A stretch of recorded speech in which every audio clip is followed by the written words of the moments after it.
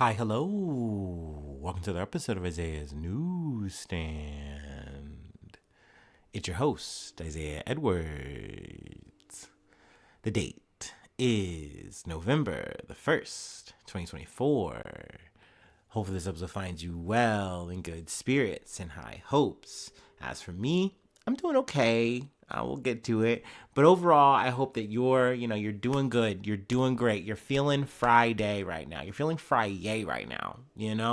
As for me, my day was moving all right for the most part. I wanted to kind of like keep to myself and be quiet, but like circumstances kind of got in the way of that a bit. But overall, it was fine up until I got to the end of the day and I noticed that like, I'm financially screwed. Just one of those moments, you're just kind of, casually doing a thing, you're living your life, and then boom, you're fucked. Financially, at least. But yeah, I mean, I kind of referenced this earlier in the week. I kind of thought I got things sorted and I was going to be good. Had all my needs. I was going to get most of my wants okay. But now it looks like no, no, no, no, no. It's going to be tighter than I even expected. So, that kind of sucks, especially it's the top of my weekend. And knowing that like literally I'm fucked till next Friday, I hate that. I hate that for me. Also, it's a good and bad thing because like part of the thing that I did was like, hey, I'm gonna work overtime on the weekend since that's finally available to me. I'm not gonna look a gift horse in the mouth, even if it's labor. That's the gift I'm being given. Oh, love that for me. Shackle me down, daddy. But I was like, yeah, no, I'm gonna be down to toil and not hang out with my friends. But it is what it is. We move, we grind, we're gonna do what we have to do. Overall, I'm trying to take solace, count my blessings. That it looks like overall, knock on wood, that I think I have things covered on things I need on that forecast, and just gonna have to go without. And it's probably gonna be my worst week of the year. But I want to look back at the year I've had so far, and I'm really thankful. We had a lot of pizza Fridays. I got to have a lot of fun times with my friends, on the weekends and stuff. So overall, I know things are good, and sometimes you gotta just take a step back and say, hey, I gotta just go lean. I gotta Kashi go lean this shit. You know what I mean? But talking about my day overall, that is what that is. Let's see here. Last night I made burger, hot dog, fry. That's right. We're doing food corner. Overall, all those things turned out well. They were very yummy, very tasty, very good. So yeah, no complaints. But yeah, let's go ahead and do our startup, and we'll get into some news. I feel like I could use a little pep me up. Man, I got trains and planes going on. I don't know if you're hearing those on the podcast or not. Hopefully my little Yeti is not picking those up, and I'm just telling you that what's going on in the background for me. But if you are hearing it, hopefully it's nice ASMR style aesthetic. I don't know.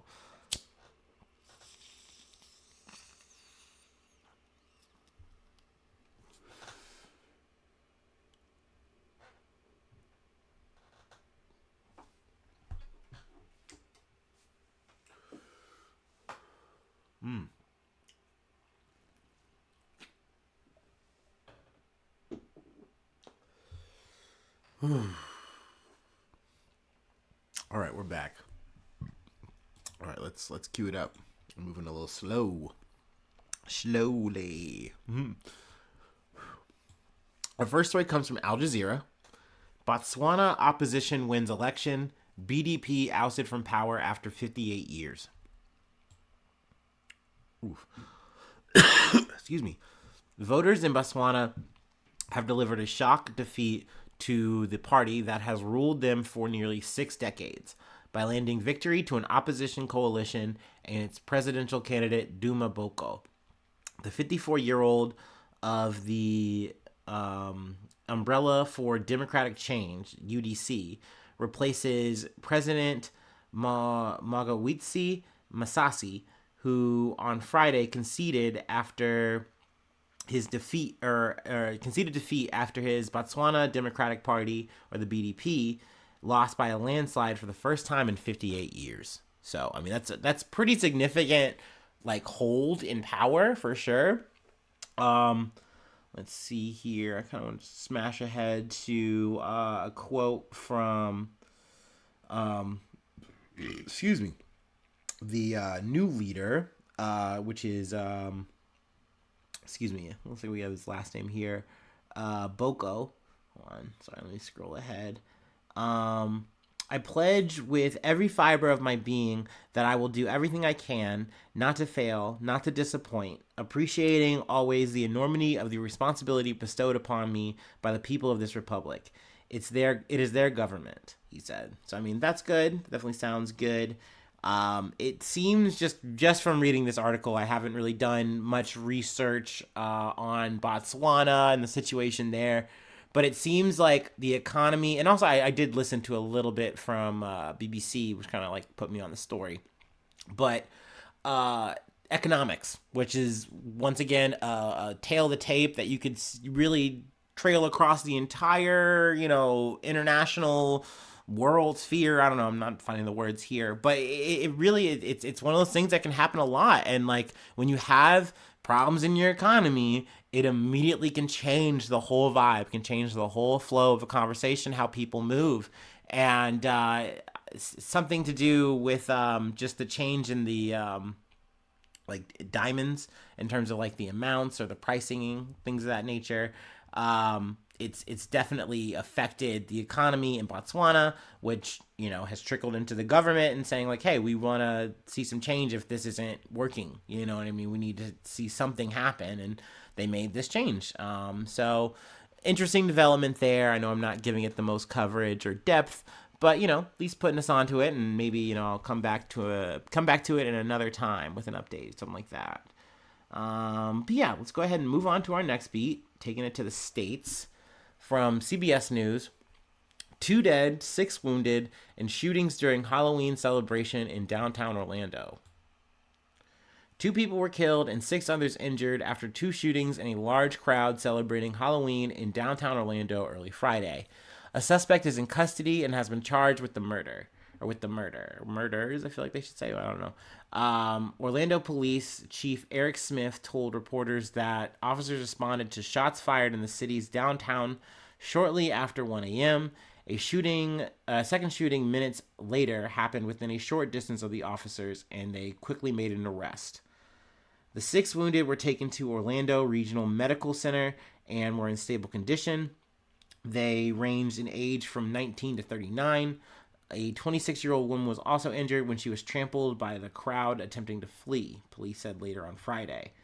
The 2 people killed were described as a 25-year-old man and a 19-year-old man. Their identities have not been released.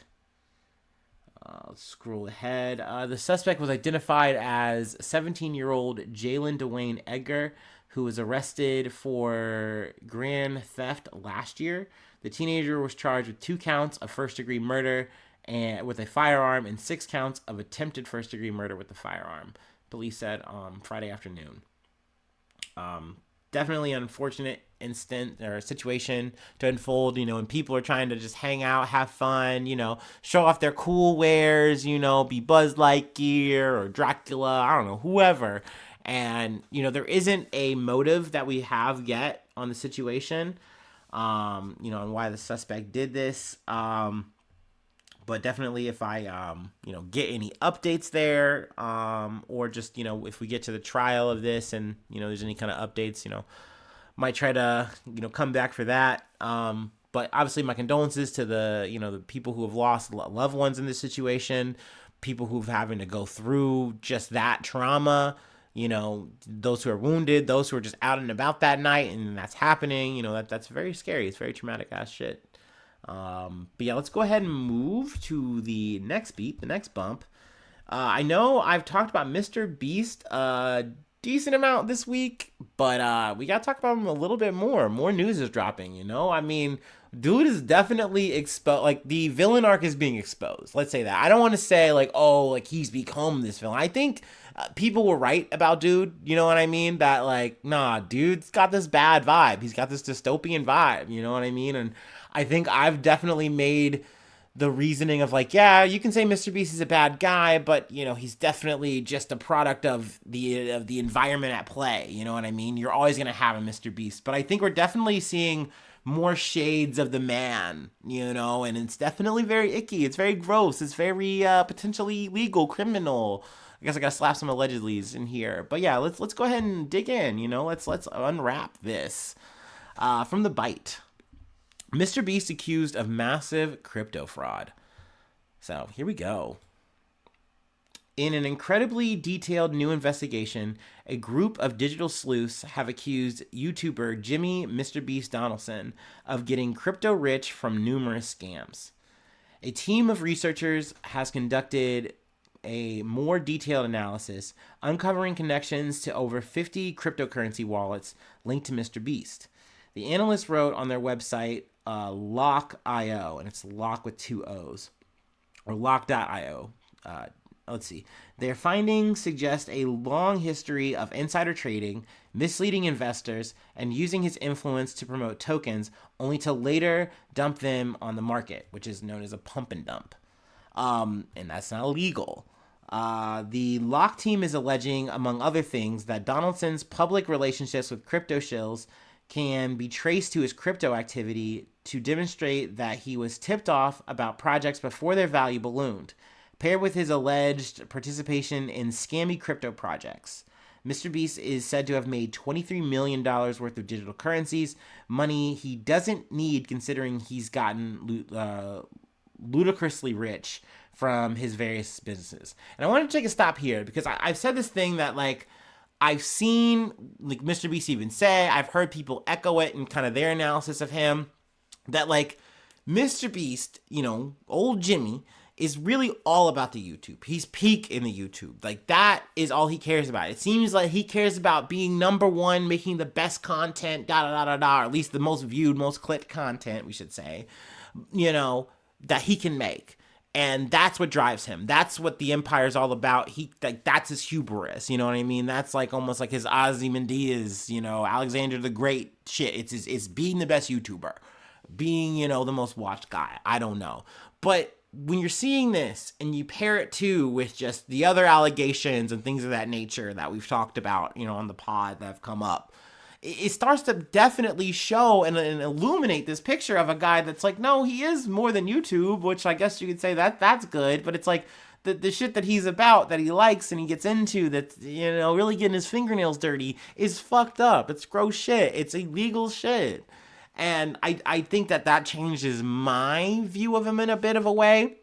Once again, I don't want to sit there and say like, oh, I thought Mr. Beast was a good guy. He was just, giving people eyesight and giving wells to African children and stuff. Like, I thought he was a solid dude. No, but it was one of those things where I really thought that it's like, okay, he's doing, the grift is YouTube. The grift is just getting people to watch his shitty little YouTubes no matter what. You know what I mean? Maybe the content is schlock. Maybe the content is hyper edited fucking quote unquote reality bullshit. Yada, yada, yada. But it's like, at least that's who he is. This is the world he lives in. All right. I can work within that diameter and framework and be like, all right, cool, whatever. At least he does this bullshit ass philanthropy, and you can almost try to call it a balance if you want, or not, whatever, dealer's choice on that.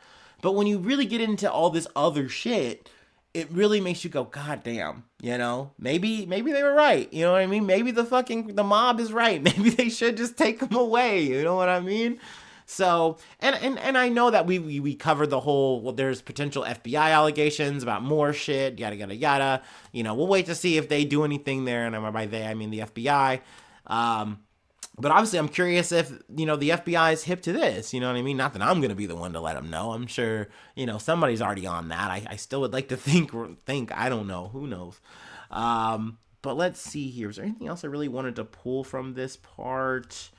I guess I'm kind of use this into hopping into the last part of this Mr. Beast. This is part 1, part 2.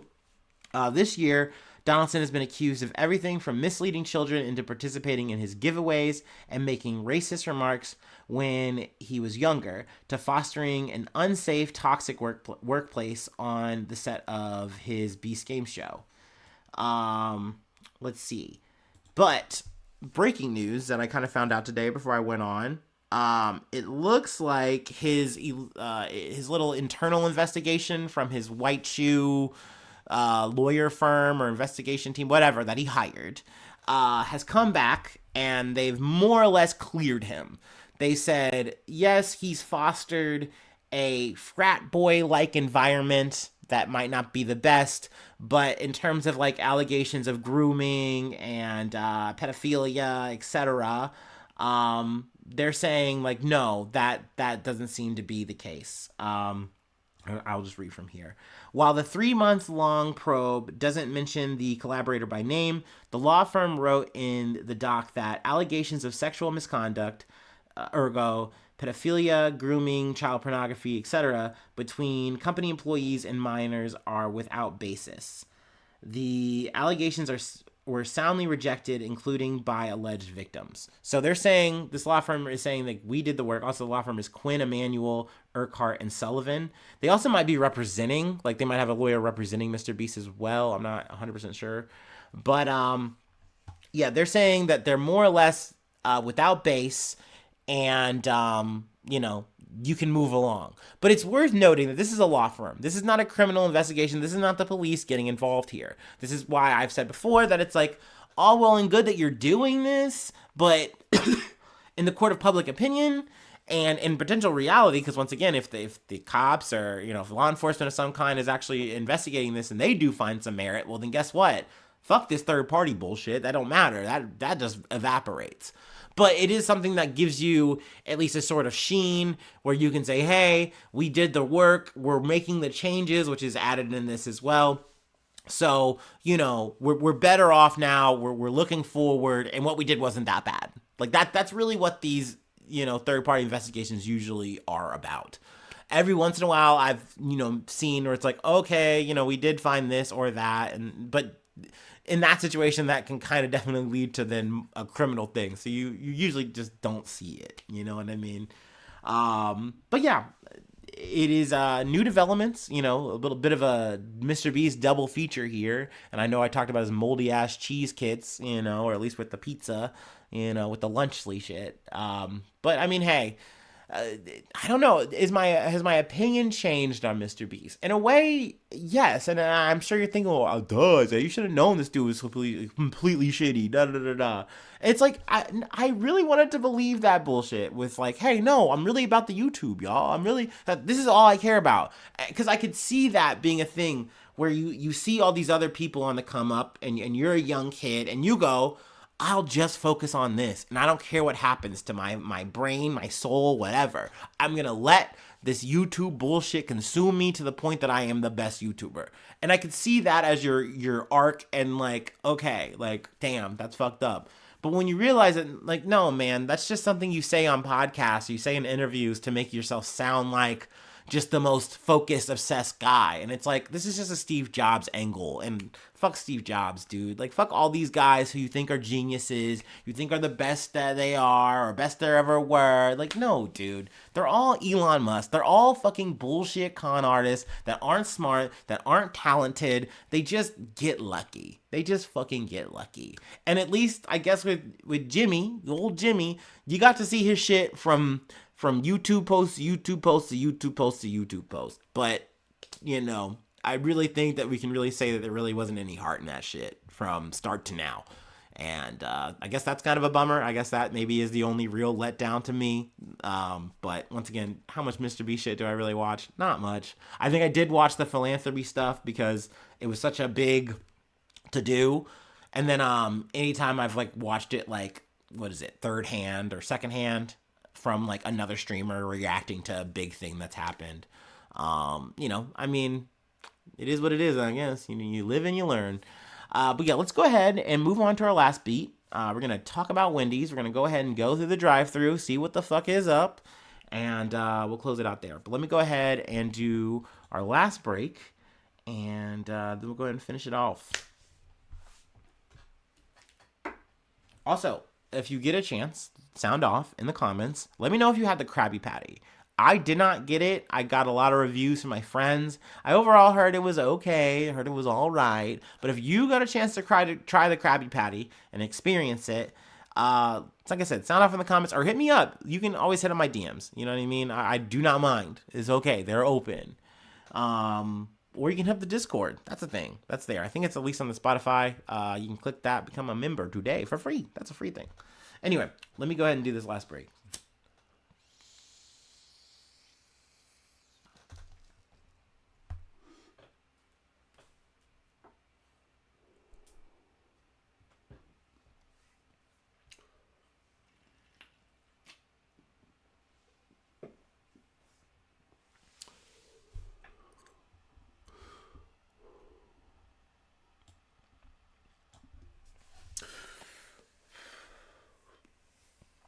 Ooh wee. Stun locked.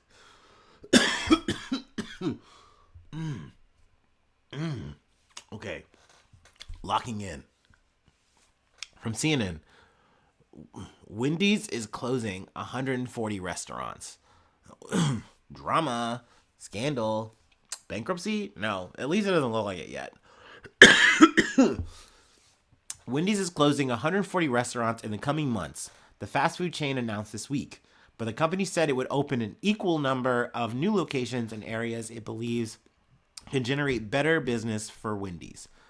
The restaurants targeted to close are outdated and located in underperforming areas. Wendy's CEO Kirk Tanner said on an earnings call Thursday, adding that their financial performance are well below the system average. The company didn't provide a list of locations slated to close. Tanner said it's not one particular area. So this was a bit of like a mixed thing. I wasn't expecting to read this after I read the headline, like what we got here. Also, I felt like there was a bit of a rumor mill generating that like Wendy's was going to be on the belly up, that they might be declaring bankruptcy even. And I was like, oh shit, they're all going down. And, but then you hear this and it's like, okay, puts it in a different perspective, a different lens of saying, hey, you know, we have, let's see, I'll actually read a little further. Despite the rounds of closures, the overall number of Wendy's, which stands at about 6,000 in the U.S., isn't shrinking. The chain is building about 250 to 300 new locations, which are based of the technologically enhanced design revealed in 2022 that have new pickup windows, updated kitchen appliances, and a spruced up interior. So essentially, we are kind of just swapping out, and this feels more akin to like Starbucks. I don't remember. Maybe it was like 5-10 years ago or so. I'm just kind of guessing vaguely there. But I remember they did a massive downsizing of stores, and things were looking pretty bleak for them then. And I mean, they've only gone through more troubles and turmoils for sure, but they're still Starbucks. They're still open. You can still get your shitty little fucking overly sugary coffee, you know, at your local Target or wherever the fuck. And it looks like Wendy's is just kind of going through a similar shedding of skin. You know, I don't know if you're happy or sad to hear that. I don't know. I haven't really had Wendy's in a while, pretty long time. But, you know, I know that a lot of businesses are definitely doing shakeups, kind of getting very local here, because I don't think maybe I'm my average listener, but if there's any of my listeners who are international or whatever, you're not going to know what a Frisch's Big Boy is. Please look that up, though, because it's literally an iconic, you know, you got this white boy with swag, kind of looks like a young baby boy Elvis almost, and he's holding like a burger, a big old burger. It's called a Big Boy. And it's a local Ohio thing, you know, and it's been around for a very long time. I personally would say that I like Frisch's in terms of the taste. I don't really like Frisch's in terms of the price and the quality of the meal, especially these days. But they've been going through it. Like, I think 6 locations are like slated for eviction. It's a whole long story. Frisch's is also not going under, by the way. At least they're not going fully belly up. But massive changes there. You know, we're going to be losing some Frisch's. Either they're already closed or they're going to be closed or changing, what have you. But needless to say, I kind of, I guess, want to move to the closeout here because I'm kind of getting in the weeds. But I did want to mention the whole thing with Frisch's. I hadn't talked about that all week. But with Wendy's, you can say like, okay, well, it sounds like, you know, this is just a big shakeup, but that's about it. No more news after that. Sure, in a way, but I do want to close with just the thought of, this does suck though for those 100 or 150 locations. You know what I mean? Those are all situations where it's like you're now being told, okay, so my Wendy's isn't going to be a thing anymore. And either I'm going to have to go to a new location if I'm lucky, or I'm going to have to find a whole ass fucking new job. You know what I mean? And we're also, I mean, maybe you could say, oh, Isaiah, you're being extra here. But like, yeah, McDonald's sucks. Yeah, Wendy's sucks. Yeah, fast food is ass. It's fucking garbage. Like, I'm personally glad that I shifted to trying to more or less focus on going to grocery stores and just making my own food, making my own processed dumb bullshit at home.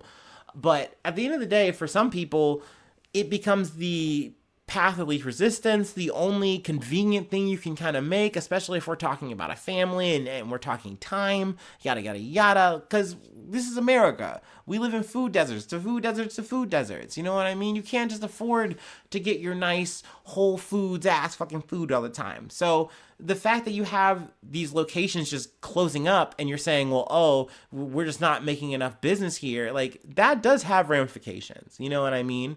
I would more focus this on obviously the employees. I think that's, you know, a thing, but it just overall, it does affect the town. It does change the town to have these places just poof and be gone. So yeah, I mean, that's definitely a bummer, definitely a thing. But I mean, hey, at least you can get your Krabby Patty. That's still a thing. I hear the pineapple frosty is pretty good. I hear that's better than the Krabby Patty. So there you go. All right, I've done rambled, I done ranted, I done whined. Let's go ahead and close it out for the day. Good, I made good time. Anyway, if you'd like to help out, support the effort, I do have a Patreon. That's the fanciest, that's the most fiscally positive way to help out the podcast, I would say. I definitely, and I'll be honest, like I said, I use that as a tip jar. In a perfect world, we have so many Newsies on deck that I am upgrading the podcast. I'm upgrading this whole thing. I'm putting more time into it for sure, which is crazy because I put in literally every day of this shit because I love you guys. I love talking to y'all guys. I love talking to everyone about news, whether I do it poorly or whatever. I just love doing this. I do it for free, period. But that being said, if you want a tip, I love that. And, you know, one day I would like to get enough of income where we're really cranking and moving this thing. We're grooving this thing. We're doing more. It sounds better. You know, it has a bit of a different feel because I don't know, we get editors and shit. But that's whatever. At the end of the day, I appreciate any of that. You also get a shout out. Sorry, I did not actually have this queued up. I'm being bad at my job. And this is very easy because it's not that many people. I'm just going to blame it on the rain. But shout out to Stephanie Renee, shout out to Edward Haas, and any of my silent newsies. I appreciate you. I know I usually shout you guys out at the top of the episode, and I'm floundering, but hey, thank you so much for everything that you do. You're my friends. You're, you know, parasocially. I don't even want to say parasocially. Some of y'all are pretty much my family. You know, I've definitely had deep talks with some of y'all. I've definitely had, you know, good conversations. So that's why it's like this shit is more than the fucking money bullshit, whatever. I know y'all love me and I love y'all.